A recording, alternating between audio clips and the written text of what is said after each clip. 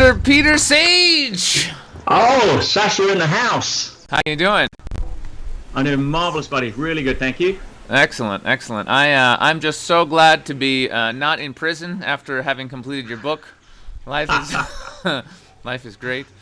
But seriously, I crammed your book in the last 3 days. He sent it to me, and I was like, you know what? Impressed. I am going to read the whole, not speed reading, actually just read the whole thing. And Wow, it's cool, man. It's cool. It was really interesting to see how many mindsets we share. Not even mindsets, but how many things we've learned over our lives that we know to be true, that that you're imparting. That I'm also like, yes, I've been saying that for so long. People need to read this book. And it feels good to be right. It feels good to get some validation on my beliefs are correct. yeah, especially on the chapter on reducing ego. That's right. That's right. That's the main thing that I picked up on. Yeah, I think we're kind of humbled by how great we are. I get it. Yeah. That's right. That's right. Hey, one of my favorite expressions by a very humble man, Mr. Muhammad Ali, was, "It's hard to be humble when you're as great as I am," and I stick by that. So I want to say this at the beginning. This won't be an interview the likes of which you've done before, because I'm just not interested in asking the same questions that you've been asked, and just having you, it's just so boring. I want to go higher. I want to go deeper. Cool. And so I will just do a very brief intro to say that you're an entrepreneur who's done it your own way, and actually you've made it by your own rules, by following what's right for you, rather than some doctrine of you're supposed to do this, this, and this, and this, and this. And that's one of, I think, the 2 or 3 key things that I wanted to discuss with you. Our stories are very, very similar. I think I know you better than you know me, but I left high school at 15. I always knew everything they told me I was supposed to do in life was BS. Ever since I was a child, I was in school going, "This is bullshit. I don't need this. You're wasting my time." I remember thinking that when I was 6 years old. I was going, no, I don't need any of this. I knew it, and so I left high school. I did what excited me. I did stand-up comedy, so I made a living out of that. Never had a real job. Started a business when I was 27.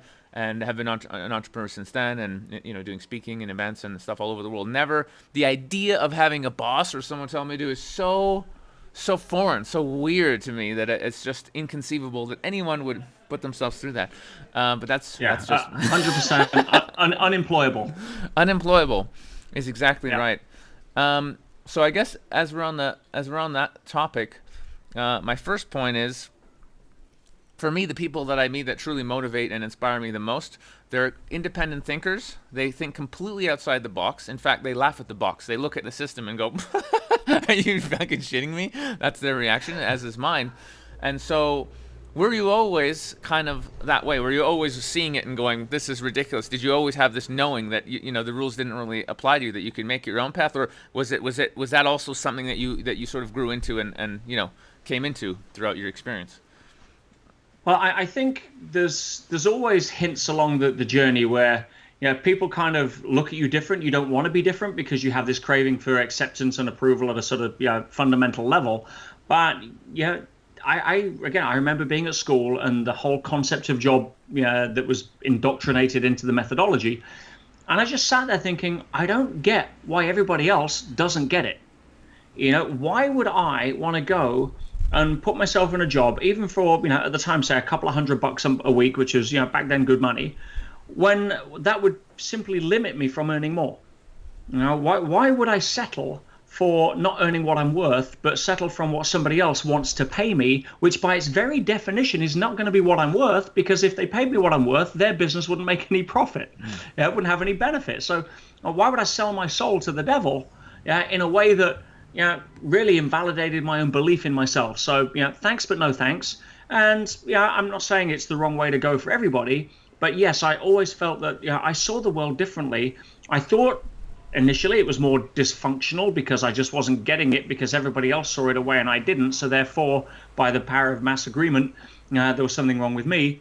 But I came to learn early on that, thank goodness I don't see the world from a perspective that is, the vast majority of humanity has been myopically hypnotized into believing as normal. Right. Yeah, it's so far from normal.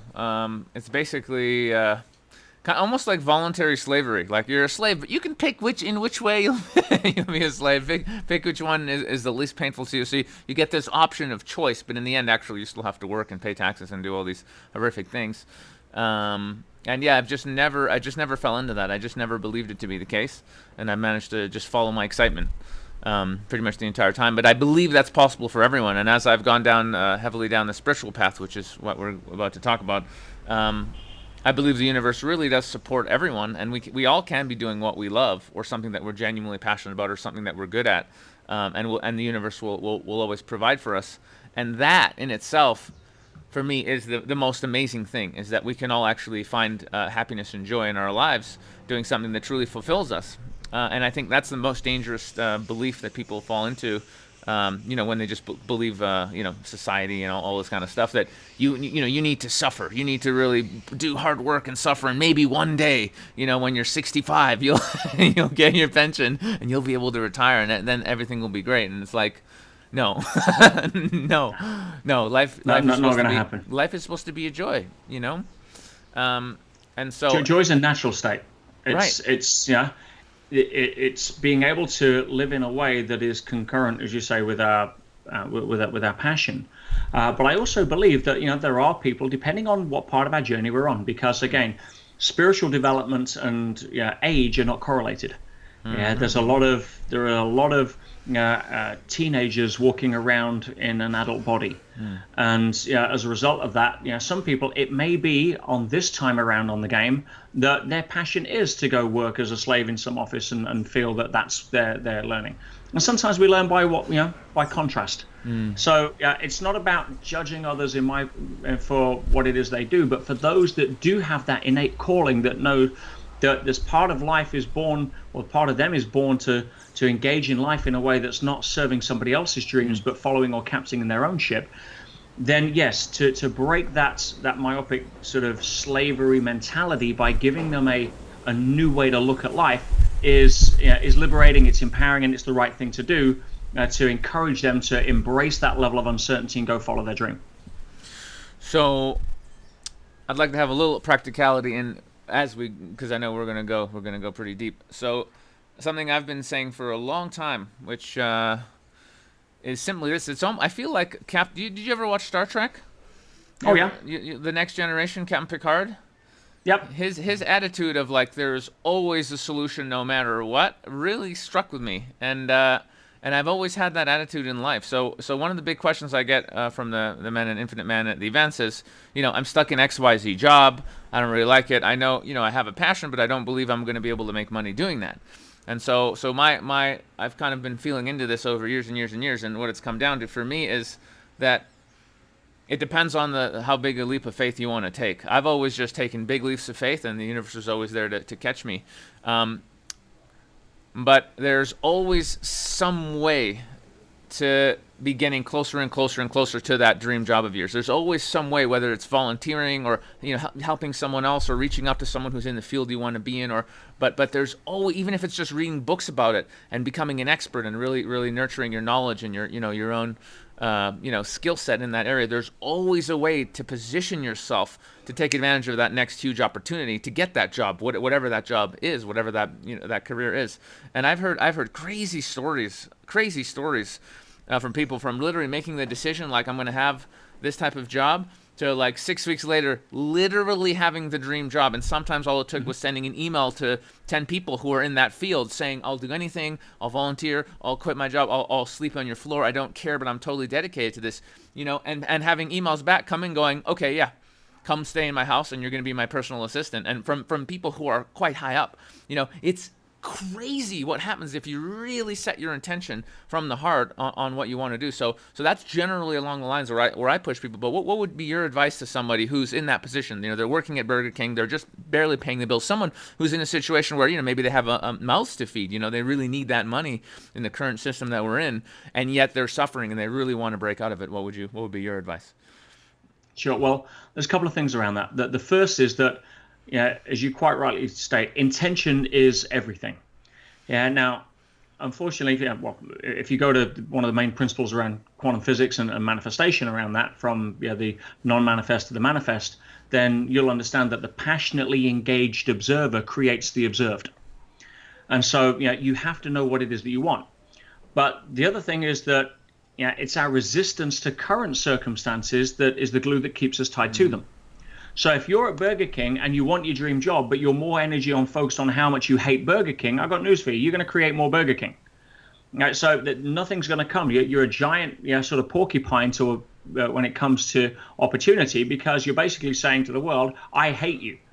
So if you can get to a point where you set the intention, you know what you want, and okay, so while that the universe is busy rearranging itself to allow you to come to, you have to go play at Burger King for a while. Great, you should be skipping on your way to work, celebrating the fact that it's a bridge to where you want to go, and rejoicing at that level.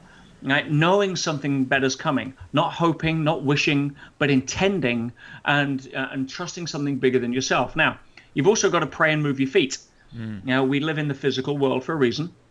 And as a result, you want to get busy about being able to create the channels that the universe can bring to you what it is that you want. You want to win the lottery, but you don't buy a ticket. I got news for you. It's going to be harder. You want to become president of the United States, but you don't ever get into politics. It's going to be tougher. So, create the intention and follow through on your gut. You'll be told what to do. You'll be guided as what to do. You'll get an inkling. Something will show up and present itself if your heart and your mind are aligned in what it is that you want, not focused on what it is you don't want and that you hate that and you're resenting it and you're kicking back. Now, obviously, fear is a big factor. Fear unites the heart and mind faster than anything else, because we know what we don't want and we feel it pretty much straight away. So fear is your enemy here. But ultimately, what are you scared of? And what's the worst that can happen? You go back to Burger King. Well, okay. Are you under the illusion that, you're going to take anything with you at the end of this ride anyway? So, I think the only people that tried to take it with them were the Egyptians. And, we dug it up and stole it. So, there's not a lot of people's awareness that relates to that, because they're too busy focused on what to avoid, because their self-worth and their net worth are tied together. But you'll get constant feedback. If you may work at Burger King for another 10 years before you have the courage to step through, but that may be because you just have a heart attack. Probably a lot sooner if you actually work at Burger King and eat the food. But from a perspective of being able to have or embrace that level of uncertainty, courage is required. Have courage to move forward. Have courage to step up. Have courage to swing the bat. That's the game we're here to play. Not how do I cocoon myself in a padded cell of a comfort zone, and as a result of that, therefore decide I don't want to play the game. It's a binary equation: love or fear. Yeah, one of the big downloads I got about a year and a half ago, I started doing this powerful meditation where I would just listen to the universe, and I started getting epic downloads on my life and what things mean and how to everything. And one of the big things was that all of the things that happened to me actually happened exactly as they were supposed to, for me to learn the lessons I was supposed to learn at the time. It was all my higher self just teaching myself. So once that all came in, I was like, oh, okay, there was no wasted time. There were no bad moments. Everything was exactly what I needed. It was just like, oh my God, everything is perfect. It was that moment of like, everything is perfect, period. And so, I would ask people, obviously, you have to get there, but I would say to people to just tune into that, because if you are at Burger King, it's like, what are the lessons there for you? How much is there to be learned doing that kind of, and I bet you it's a lot, it's a lot.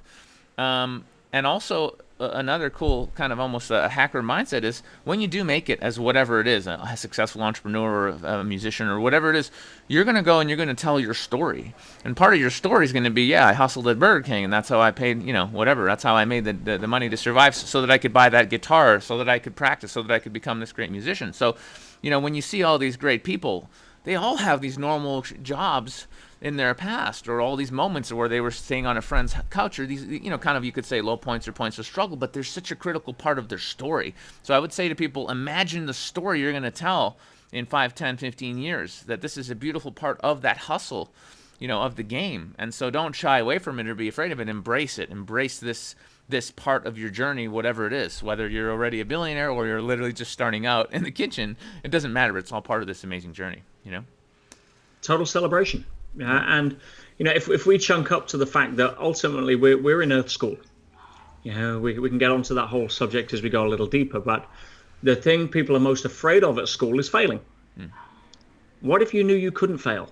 What if you knew that you couldn't fail the Earth School exam? You may be in school a little longer, but no matter what you did, you'd be okay at the end of it. You maybe have some reflective lessons, you may make some adjustments, but we're not meant to get every answer right on a school test, otherwise we're in the wrong class. And most people are so they're so allergic to their mistakes because they self-validate themselves through it. Whereas your mistakes are your capital.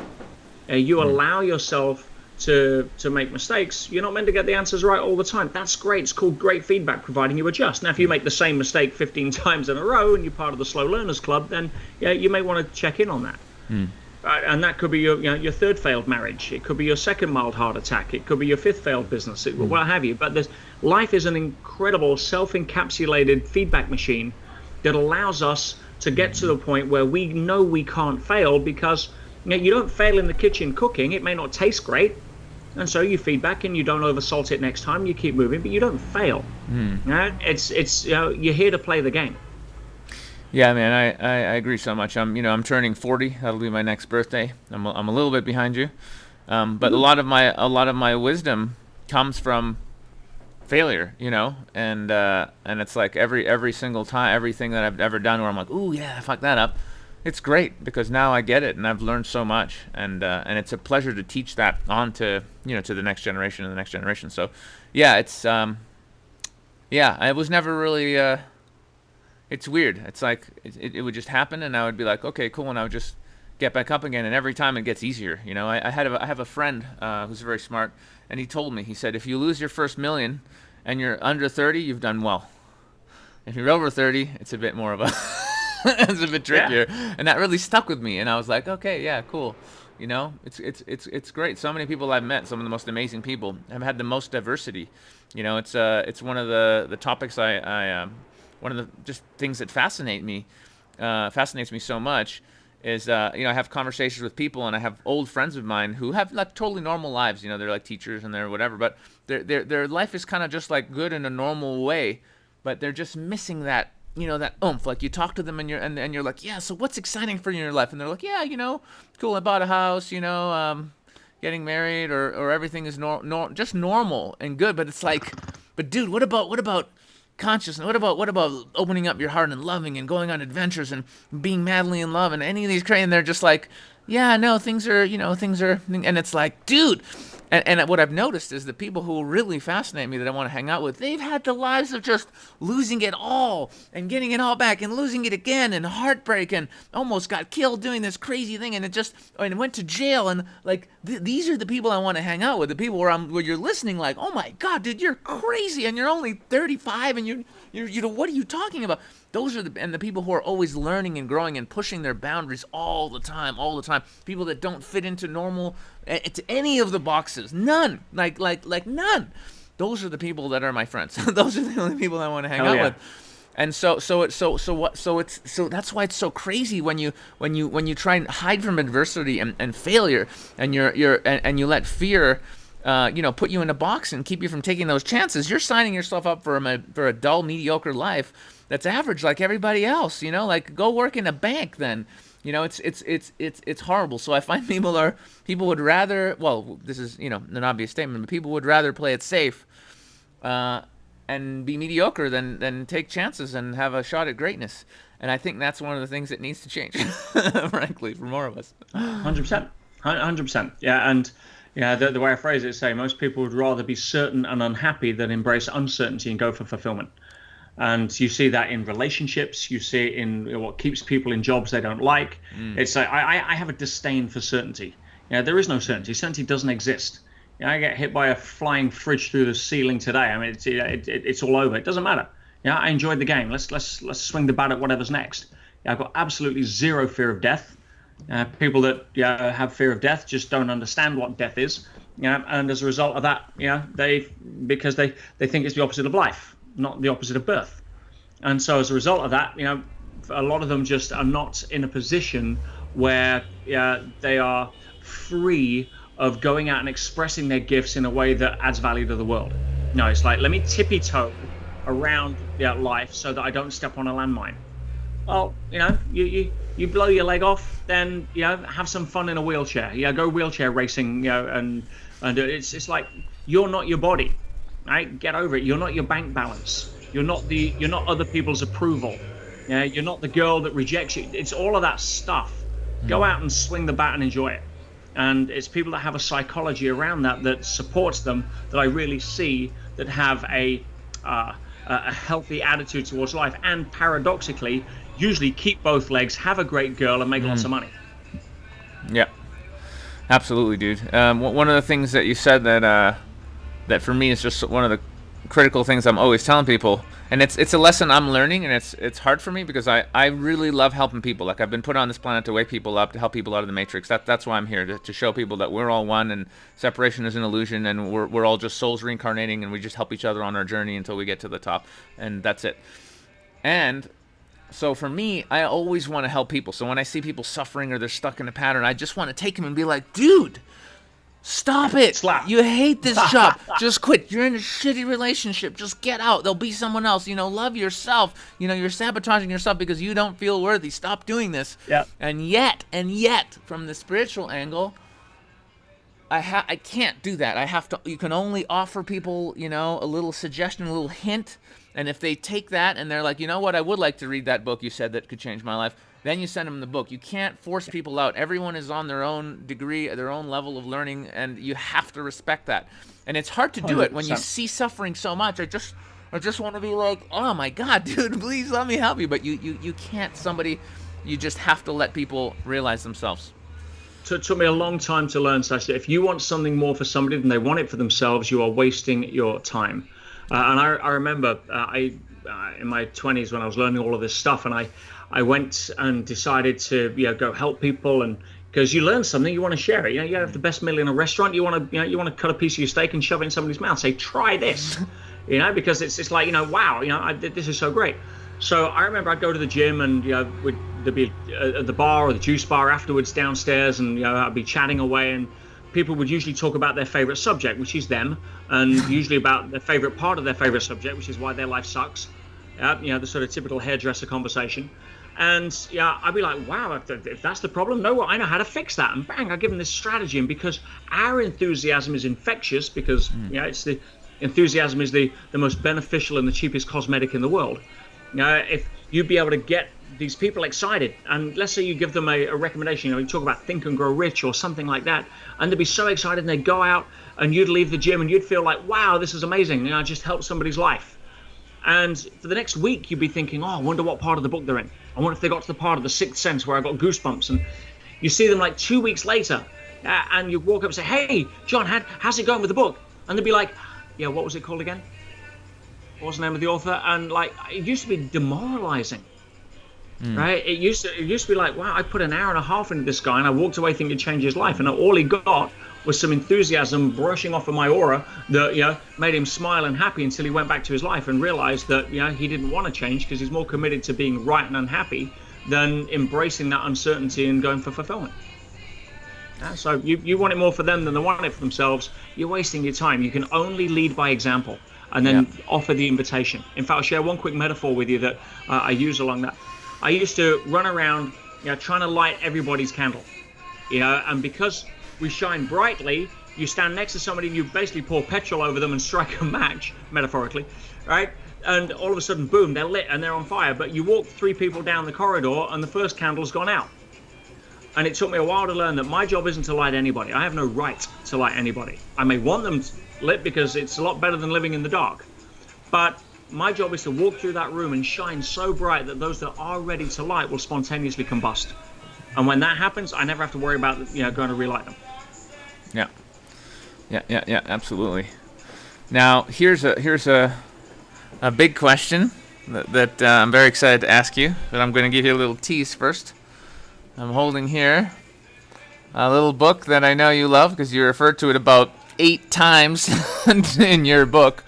And it's an unbelievable book that really talks about the importance of consciousness.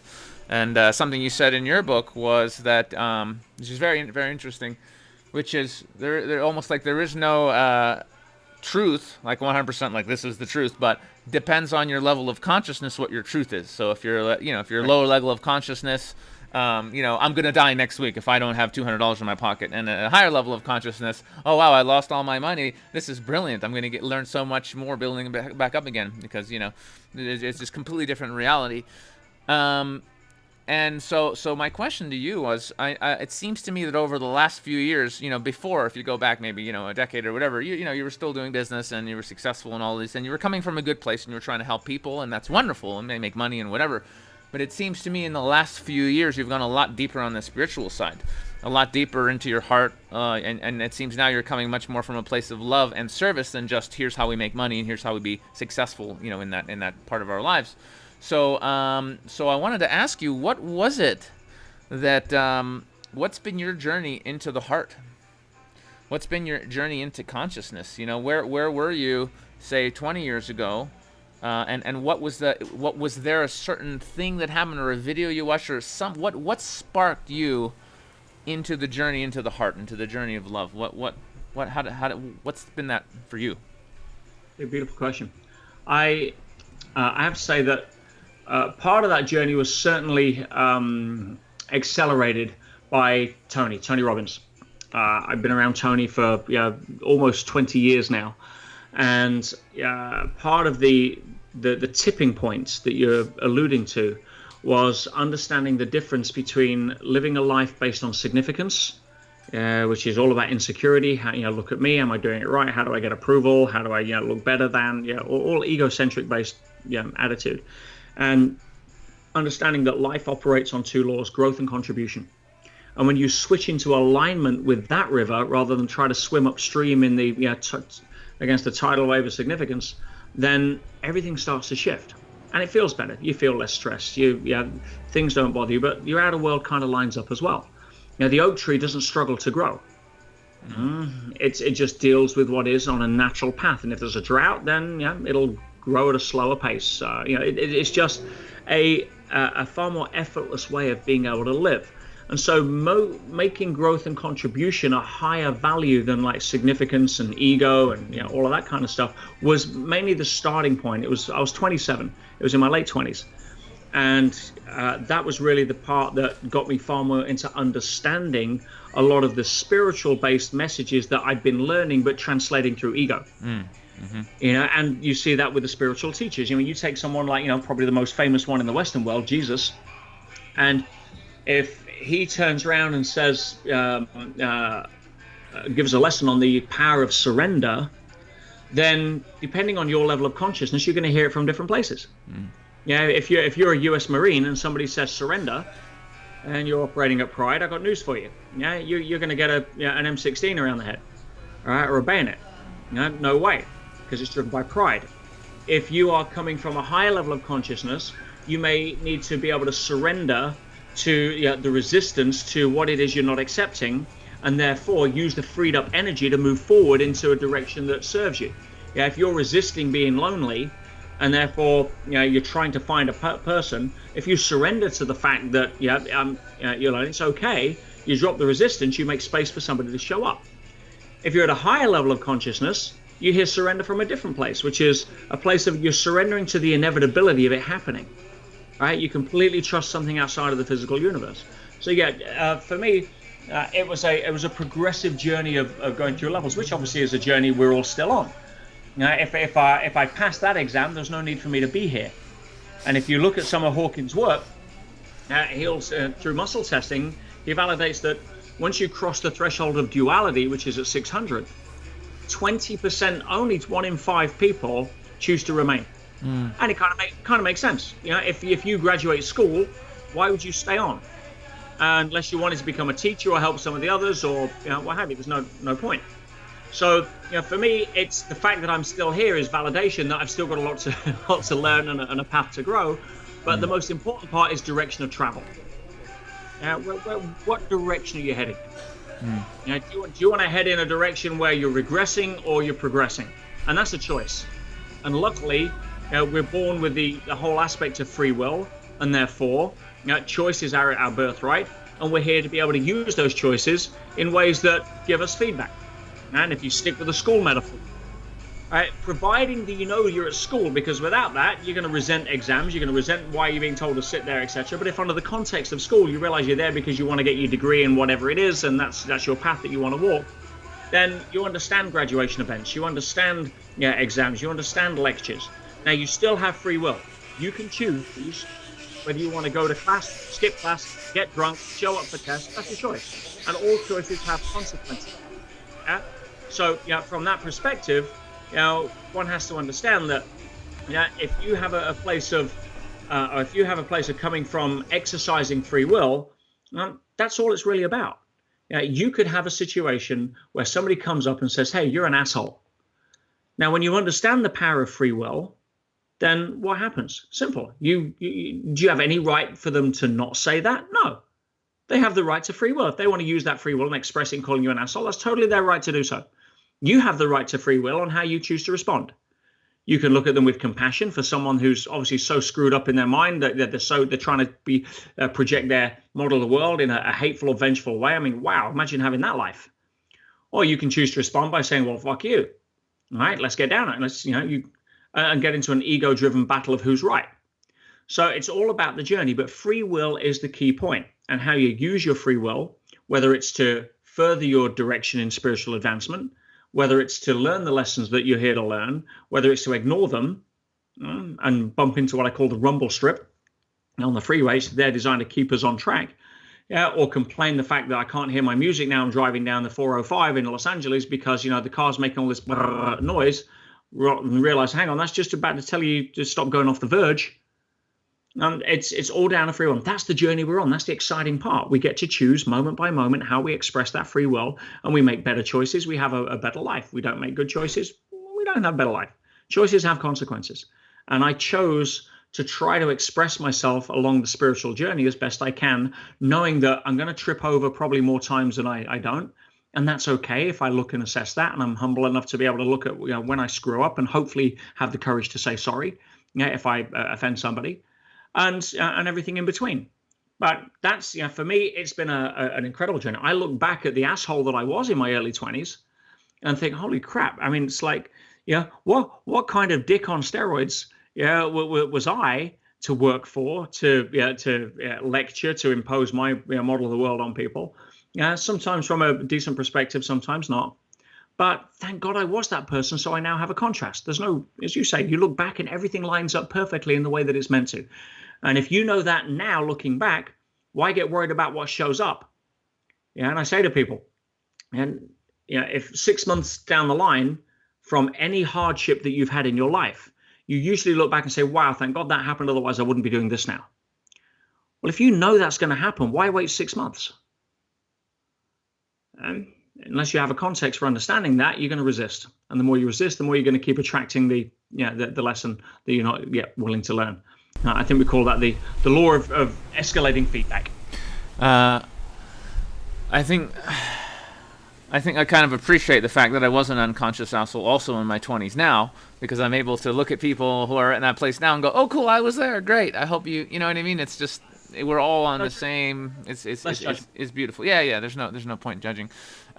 This question popped into my mind, and I'd love to hear your take on it, because it's kind of where I'm at now. And I think it's the next step for me. And the next step for me, and I've been getting this coming in, is complete surrender in God's universe's plan, basically, for me. Rather than planning, I'm going to do this step, then I'm going to do this, then I'm going to do this. Just letting it unfold and just trusting that the next thing is going to be the perfect thing, because the universe, is conspiring always to help me. So I'm curious, as an entrepreneur and somebody who's quite strategic and intelligent, how much of it is planning the next phases of your life, like I'm going to do this and I'm going to write this book, and how much of it are you actually allowing to unfold? Or are you just surrendering sort of to the plan, as it were? Another great question. I would say for me right now, far more of it is listening to the feedback, which will give me do you want to write the book? Do you want to build the business? Do you want to go sit on a beach for 6 months? All of that kind of stuff. I'll get a sense of that. And the art, rather than the science, is knowing, is that coming from a pattern within me, or is that actually a download? And knowing that if it says, oh, go sit on a beach for 6 months, it may be because it wants to get me to a beach for 2 weeks before changing my direction, which wouldn't have happened had I not been on the beach. So I'm okay with that. Yeah, there's no absolutes. The mind likes to try to calculate all of the moves in advance and then stand, with its flag in the ground and say, "Bang, that's my, that's the plan because I got it downloaded." Well, no, it's a dynamic, flexible, aspect of. You may be parboiling the potatoes and not have to you take them off the heat in 15 minutes and not keep them on for half an hour. But the original message was boil the potatoes. So for me. A lot of it is being open to what the next move is. And I'd rather know the next move than guess the next five. And that comes from a connection to source and being open about the beautiful bends in the river and how they go and surrendering to that. When it comes to trusting, the metaphor that I'll share is this. It's like, imagine, I call it the torus, the human bioenergy field. I think Esther Hicks, probably familiar with Esther, bless her, and Teachings of Abraham, would call it the vortex. You've got this bioelectrical energy field around you where you're populating it based on your sense of being, your heart, your mind, your thoughts, your energy, etc., your level of consciousness at the time. And so I try to keep my torus populated with the kind of intents and feelings and outcomes that I want. How that then translates to the outer world is absolutely none of my business. And I'll give you the comparable so people can understand it more. If I go to the gym and I want to build my arms, I don't focus on building my arms. I focus on doing curls. My job is to do the curls. What builds the arms? It's not the curls because it happens afterwards. There is a sense of magic and wonder and some level of process that I have no control over, that is inherently built into the game. See, the muscle's job is to follow what I do with the curls. So my job, the curl of abundance, is populating your vortex. What happens outside of that and what process or magic is responsible for then following that signal? Why the hell am I getting involved? I can work off feedback and deal with what comes through from a practical nature in third dimensional reality, but trying to force outcomes is like trying to force your muscles to grow after you've done the curls by staring at them and screaming at it, saying grow, grow, grow. No. Or imagine sitting in the locker room saying, "Oh, you know something? I just busted out an hour on arms and it was an amazing workout, but what if they don't grow?" You don't question. You don't question the innate wisdom of the body to follow the input. No. So why question the outer world to follow the input of the torus? Peter, as a man who's been on the inside, I'm a little sad to hear you're talking about bicep curls and not doing full body exercises like pull-ups and push-ups but that's a different discussion. Did you learn nothing on the inside, mate? Did you learn nothing about exercise? Yeah, well, you read my part on the t-shirt training and what I was doing to try to help the dysfunction of the significance-driven training programs of the inmates in Pentonville. But we'll get to Pentonville a bit later in the interview. So you've triggered one of my questions I wanted to ask you, and this is I think this is one of the most important questions, and I don't hear this question often. What do you do, or what techniques could you recommend to people who are not yet connecting with Source and want to do that? Because for me, it changed my life completely, being able to sit and listen to the universe. For me, it just happened. One of my spiritual teachers just told me there's this Christian minister, and for 3 hours every morning, she sits and listens to God. And as soon as I heard that, I just felt this inner, like, oh my God, I have to do this. And I started doing it, and all the answers came. I've had just everything I've ever wanted to know showed up, and that's it. I don't even feel like I have questions, because who would I ask a question to? All the answers are in me. So there's nothing to ask. But I know I say this to people, and some people have just gone and done it, and other people struggle. So what would you say for people who want to connect with Source?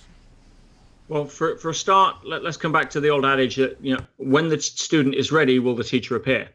And some people are just not ready. Some people haven't learned the lessons they need to learn by banging their head against a wall in order for them to be able to step sideways and open the door. So there's that aspect to it. But if somebody is ready and they're looking for strategies or validation, which a lot of people are also looking for, because they have a convincer strategy that says, unless God talks to me personally, and an angel appears at the bottom of my bed, then I don't believe in this stuff. So it depends on what their evidence strategy is for it as well. But there's a slow way and there's a fast way. You want a fast way? Go take ayahuasca and see what shows up. And the thing with ayahuasca is this, that or plant-based medicine for people that haven't taken it before, there is a potential trap to fall into. I would give the analogy, going back to the gym and my monofocus bicep curls, that ayahuasca is like taking steroids if you want to pump up. It's a shortcut. It means you don't have to do the work. Now, if you need proof that muscles will grow before you go start working out on a regular basis, then maybe taking steroids in that scenario would be of value, because it will give you the convincer strategy to say, wow, muscles do grow. So if I go then into the gym and start doing normal workouts with good nutrition and focus and discipline, then yeah, I'll go take that route. But the problem with things like ayahuasca and plant medicine is people get such a trip or such a download or such an experience of spirit and connection to source that they want to stay with the shortcut rather than doing the work. And that's where I see it being abused. Right? Because we're not here to take steroids to look good. Right? We're here to get to the gym and do the work. So if I'll take Thea, for example. When Thea, my fiance, did ayahuasca, she wasn't into this weird spirit, mumbo jumbo crap that, her strange freaking guy she was dating with was all about. That was his thing. But, she she placated me. She came for a fun 2-week trip to Peru, and, we did Machu Picchu and some cool stuff she can put on Instagram and all that kind of stuff. And then it came to ayahuasca, and boom, she got one of the most incredible experiences of her life. She was taken to a place where she experienced her as her mother growing up, with all of the emotions that her mother had about her, which built an incredible amount of empathy. Previously, they had not a great relationship.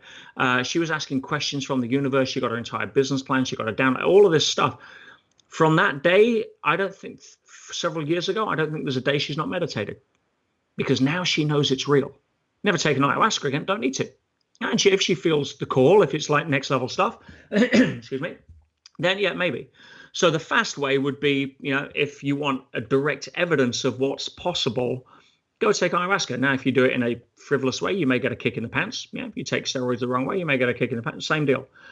But if you really want to connect to source, if you really want to build a relationship with the universe, and we'll leave the G word out of this because too many people have connotations to it that are just drenched in outdated belief systems. And I'm happy to talk on that if you want to bring it up later.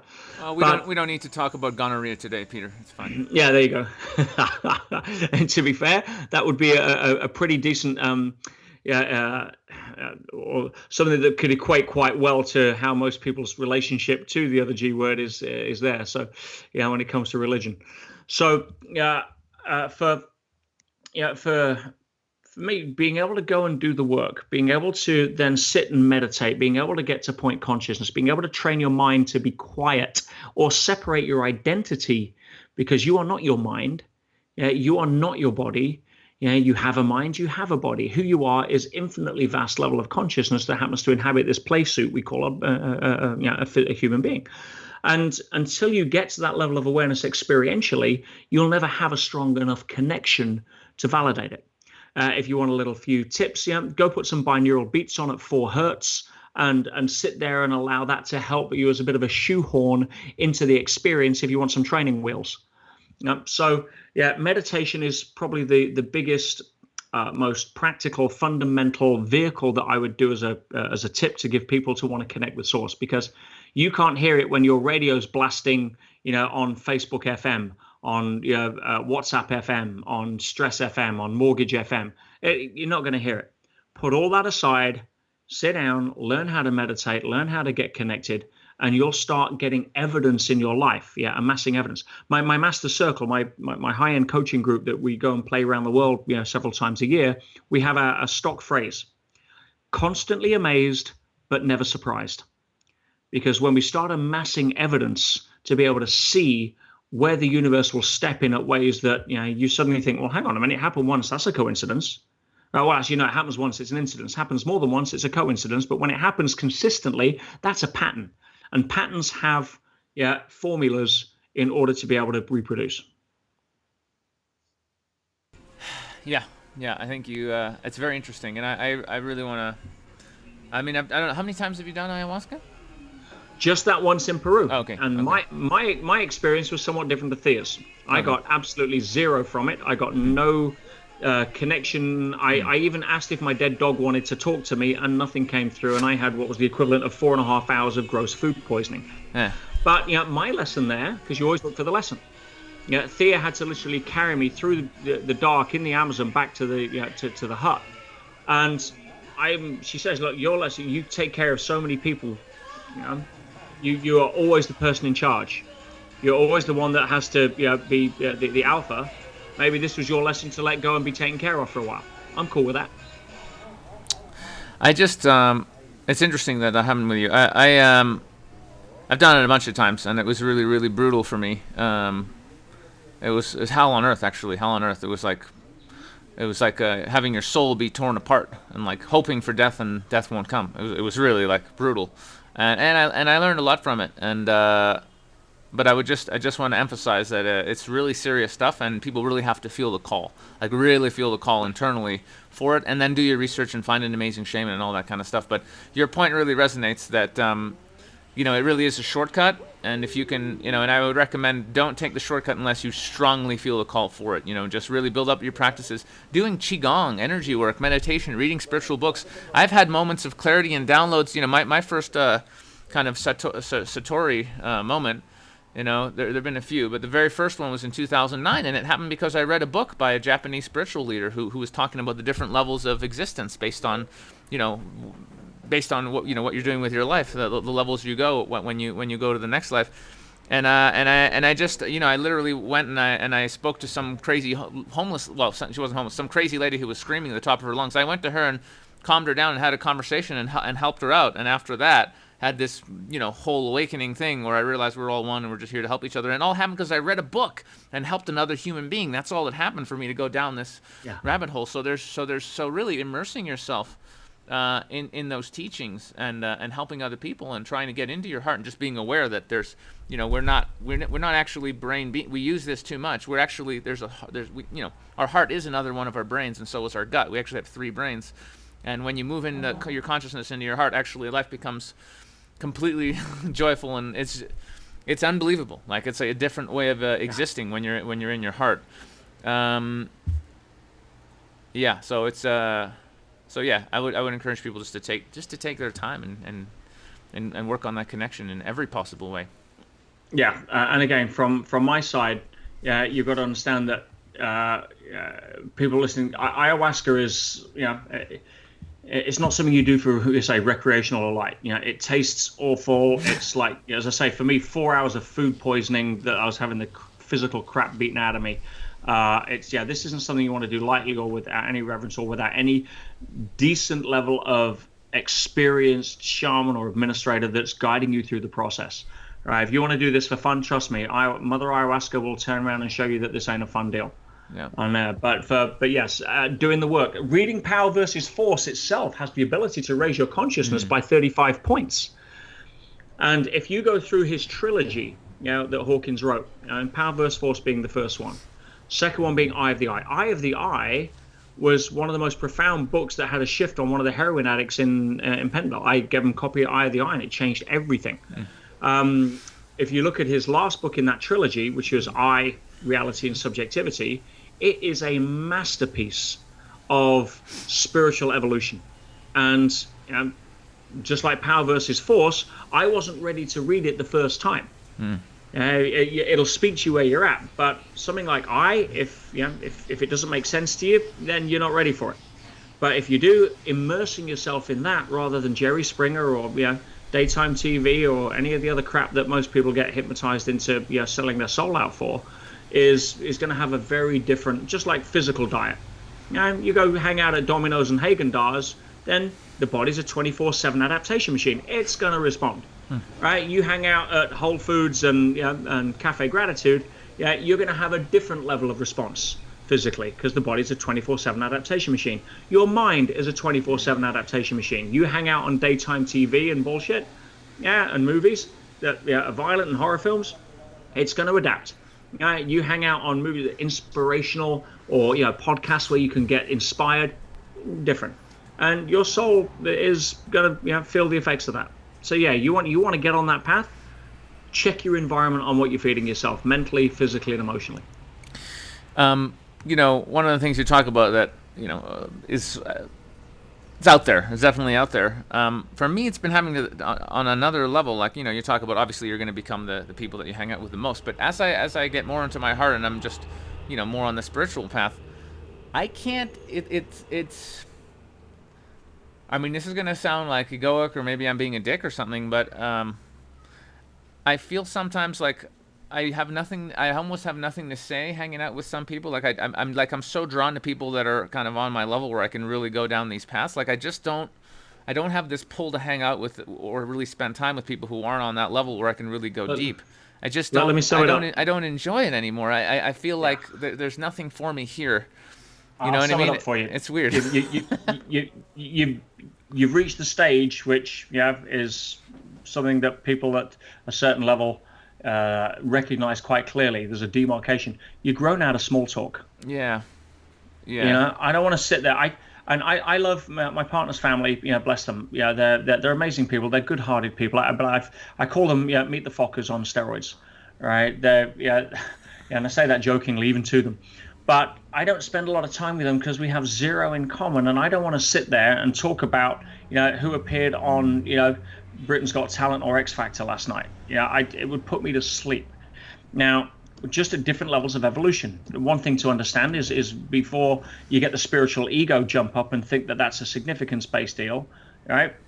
It's not. What's better? A sapling or an oak tree? A small tree or a big tree? Right? There's none better. It's just different stages of development of its own potential.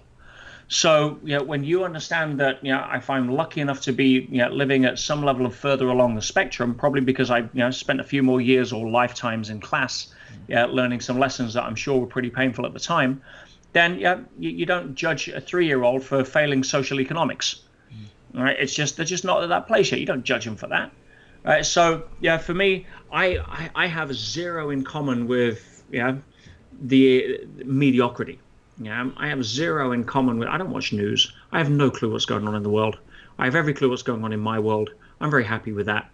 If something's important out there, it'll find me. But yeah, I have.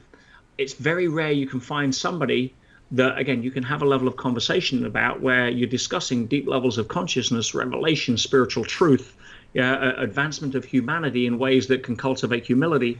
And it's not everybody's average, sort of cup of tea when you're opening the daily paper and reading about somebody you've never met and yes in a country you've never been to and all the crap that's going on in their life while you're eating your cornflakes. Doesn't make sense.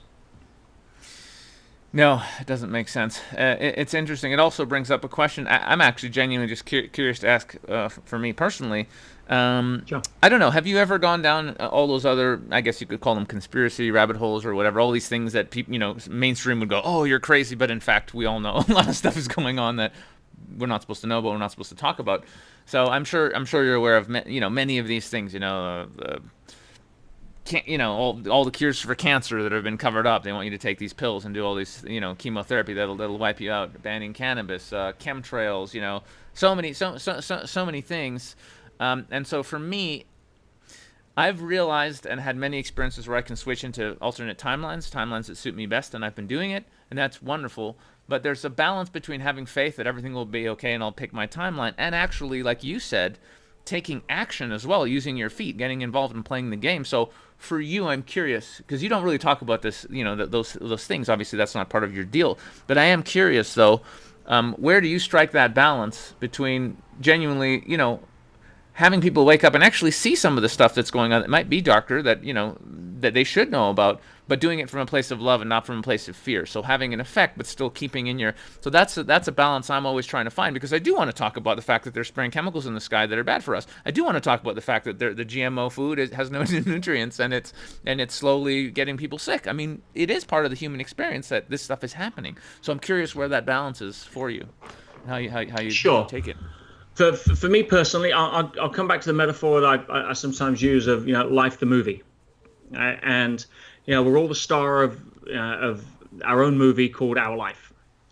Now, if I'm the star of the movie of my life, I'm very careful about what I want to allow into my script, what I want to focus on, and I don't let other people's movie scripts overlap mine if I don't. So from all the conspiracy theory stuff, they don't live in my movie.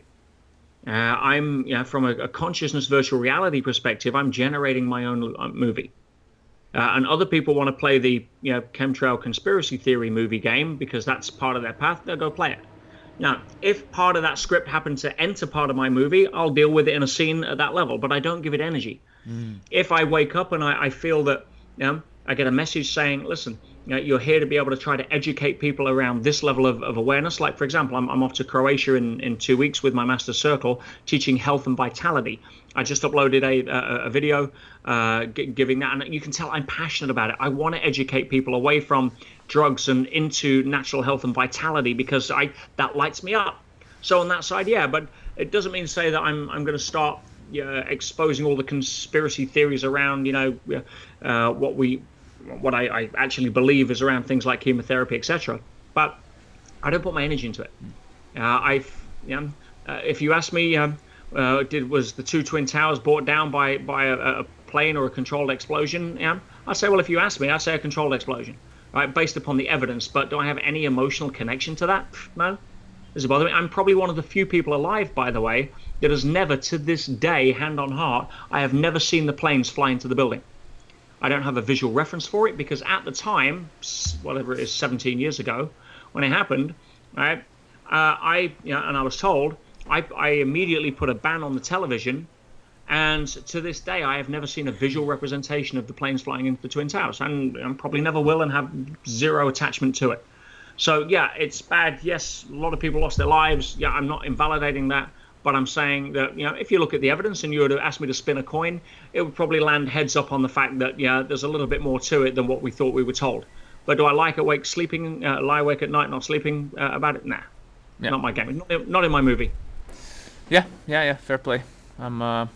It's just for me, it's because I really feel like, the reason I came here is to really wake people up. I think part of the spiritual journey is actually acknowledging the reality of the planet we're on currently, including all the beautiful, wonderful stuff and some of the dark stuff as well. So, and I almost feel like, I don't know, there has to be some sort of balance between acknowledging it and talking about it rather than just saying, it doesn't affect me, I don't worry about it. I'm not worried about it. It's not going to affect me, but it is there.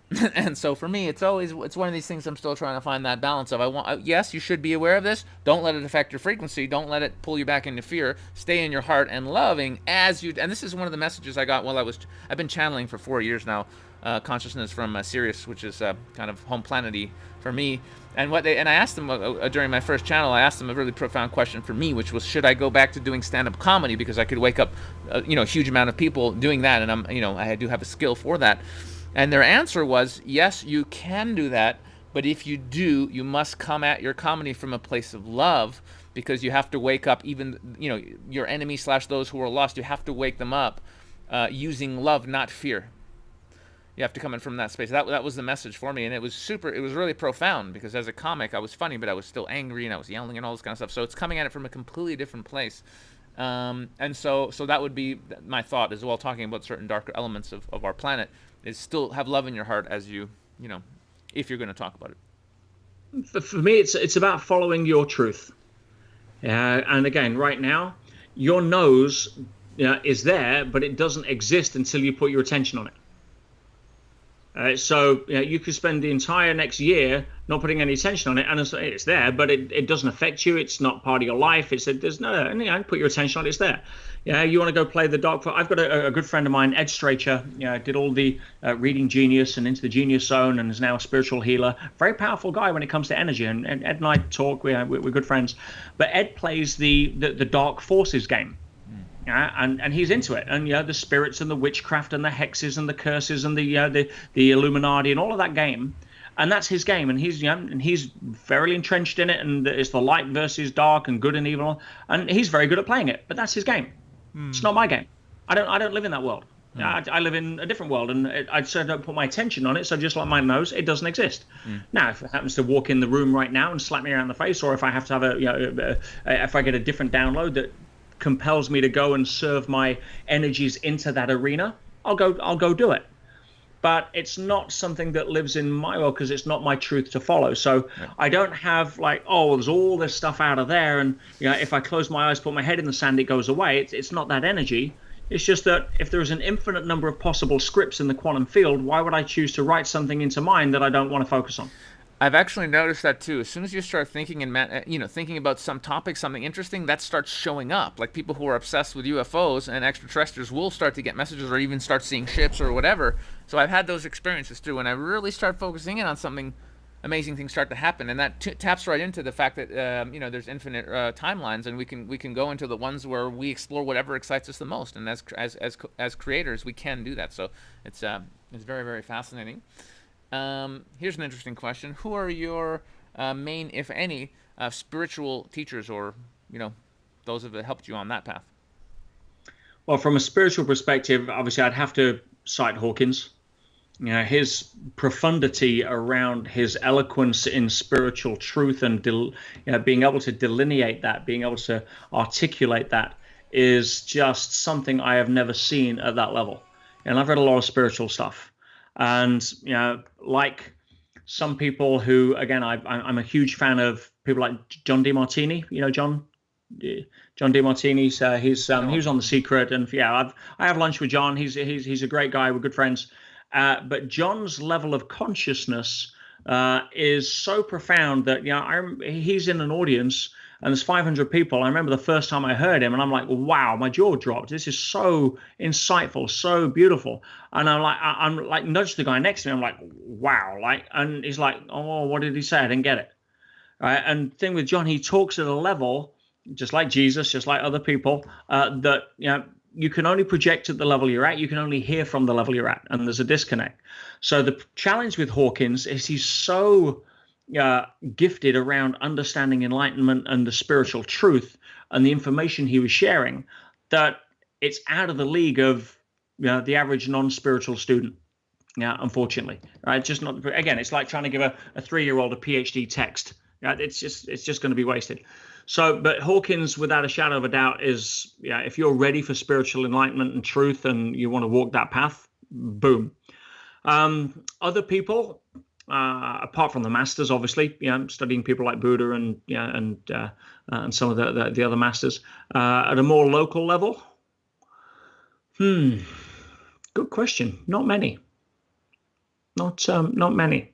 Yeah, and you take what's relevant. Mother Teresa. She had some incredible, beautiful, love-centered, sort of characteristics, but it was all still filtered through an indoctrination through the Catholic Church. And so there were some downsides to that would prevent her from being able to express her gift even more fully through the restrictions and belief systems and dogma that was a part of that part of the game that she was playing. Doesn't invalidate her soul, her heart, her gift to the world, but it's you've got to look at the downside as well as the upside. In other words, is the things that you can learn from Muhammad as well as Jesus. Of course there are, but take out what you need, what's relevant for you, what speaks to you at the time, and just like a river, go back to it in 2 years and it'll be a different book. So it sounds like most of your kind of spiritual growth has come from your own experience and your own downloads, more so than necessarily, following other teachings. And you could call downloads as well, tripping over, smashing your face in the in the spiritual dirt, and getting kicked in the ass and everything else until again you hopefully graduate out of the Slow Learners Club. Yeah. So it's all come down to this. I saved it for the end. You've been to jail, Peter Sage. I have. Guilty as charged. Well, actually, I wasn't charged, so I guess you can't even be guilty. Don't look at me in that tone of voice. What's it like? Honestly, all of the hyperbole and marketing front and everything aside, right from the heart, probably one of the most incredible and amazing adventures I've ever had the privilege of going on. I didn't see it coming. Classic bend in the river. Classic graduation event. And I got busy doing what I do. It was, yeah, there were times that were tough. I mean, you read the book. Issue 3 lays it out pretty, pretty real.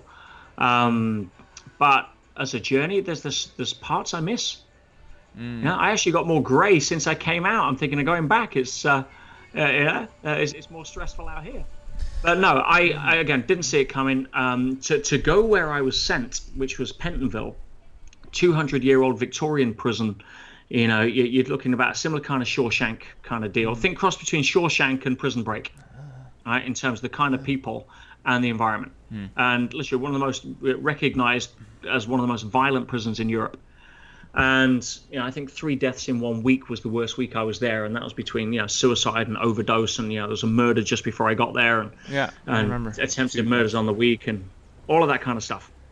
So, but wow, what an experience! I got to invest less than 0.5% of my life into a field trip that allowed me to go and do what I do to an audience that I'd never have the opportunity or chance to go and do it with. For that, I'm exceptionally grateful. So yeah. It is what it is. Having read that and tuning into it, it feels to me, and I'm sure you'll say the same thing. I actually feel like there's more significance to that than even you realize or anyone realizes yet. Because having someone who's at your level of consciousness, being who you are, to go into that system, not just the lessons you've learned and the impact that you had in there, but I feel like there's I think like that was supposed to happen. And I feel like that's going to change Pentonville permanently. I feel like what you've done, I think the repercussions of that and the reverberations will continue, and I think 5-10 years from now, the entire prison system in that country may change based on your experiences, because you were able to not only do so much, you were able to get the word out about just how bad it is, and you were able to, I feel like we don't even realize how much has, like I think there was a really, really universal, like a big reason for you to go through that, and I think that we're even going to see in the future what that really is. That's what I feel. I mean, if all that happened was what had happened, I'd still be very humbled and would do it again in a heartbeat.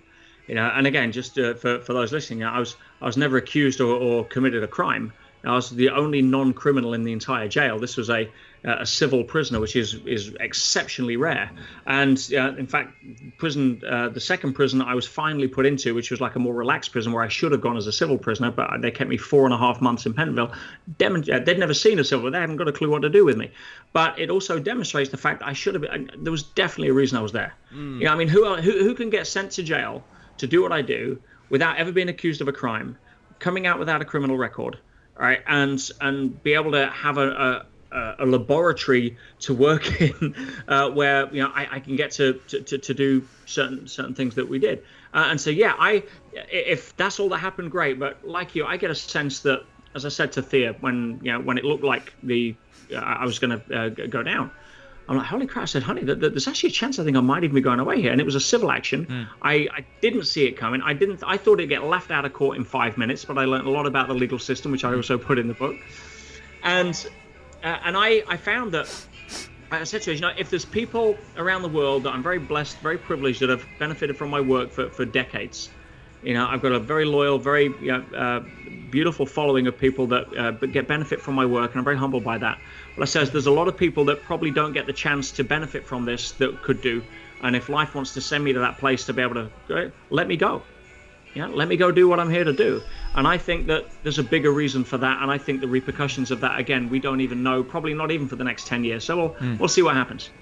Yeah, I think so too. But yeah, it's really it's great seeing you in that position and just seeing you shine and just doing so much good. And you can really feel in the book that your heart's really in it, that you really were really doing really what you do, being in your element really with the people that need it the most. So I think it was a really profound gift, and yeah, it was really awesome. Well, thank you, Sasha. And just a final little update on there.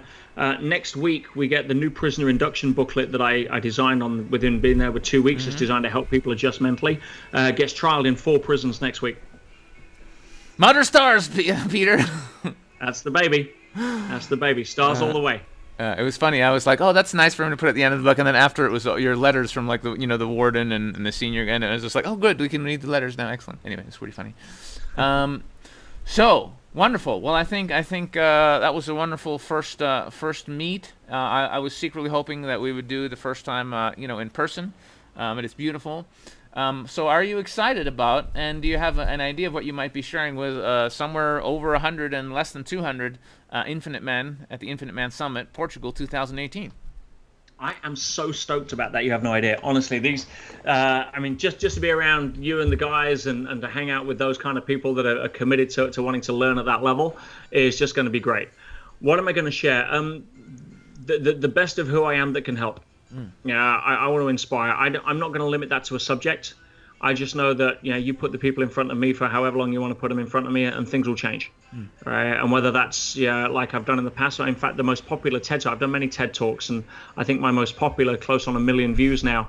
I remember the conference organizer, who was a serious guy. He was like the head of TEDx San Francisco, and like they put him in to help manage the event. And he calls me, says, "Right, I'm going to be your coach." And I'm like, I'm not being funny. I'm not going to have a coach. So what do you mean? I says, I don't know what I'm going to talk about until the morning. Sort of freaks out. Right? He said, that's not how we work. I says, listen, here's 3 of my other TED Talks. Go watch. I did the same thing. And he came back. He says, listen, you got it down. If that's your style, that's your style. And I remember going there, and it was in Klagenfurt in Austria. And it was very humbling because they wanted me to speak the year before, and I couldn't. I was booked. And so they actually connected with my secretary, found out my dates for the following year, and arranged the entire TED dates around my availability, which I didn't realize until I showed up. It was like, oh, wow, thank you, guys. So I better deliver, no pressure. And I remember going to dinner the night before that they normally do with all the speakers. And so, what are you speaking about? What are you speaking about? I says, well, I actually have no idea. And what do? I do what I always do. I set my alarm for 4:30. I get up, I meditate for an hour. I set the intention. I channel through. I sketch out a talk. I do a couple of run throughs for time coding. I go to Google Image, get a couple of slides. I get up and I allow it to come through.